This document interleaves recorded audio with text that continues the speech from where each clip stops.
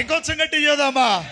అందుకని మీరు చూడండి, ఆల్రెడీ స్టార్ట్ అయిపోయే ఉంటాయి. ప్రతి మందిరం దగ్గర, ప్రతి క్రైస్తవుని ఇంటి మీద ఒకటి కనపడిద్ది ఈ నెలలో, నక్షత్రం. దేవునికి స్తోత్రం చేద్దామా?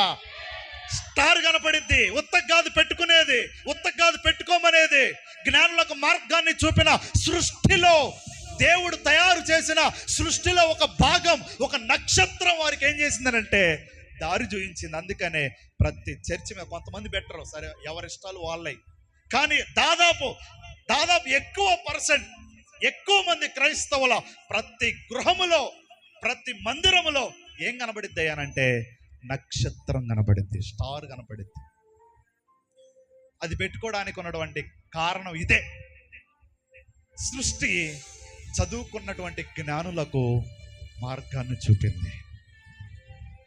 రాజుకు కూడా తెలియదు, హేరోదు రాజుకు కూడా ఎక్కడ పుట్టాడని బిత్తరపోతున్నాడు, కంగారు పడిపోతున్నాడు, బెంబేలెత్తిపోతున్నాడు, భయపడుతున్నాడు. అరే నేను రాజుగా ఉండగా ఇంకొక రాజు పుట్టడం ఏంటి అని వణుకుతూ ఉన్నాడు. అధికారులు, రాజు అందరూ కూడా. కానీ ఎవ్వరికి తెలియదు, ఆ జ్ఞానులకు సృష్టి మార్గాన్ని చూపించింది. ఇది సాలదా? యేసు ప్రభు నిజమైన దేవుడు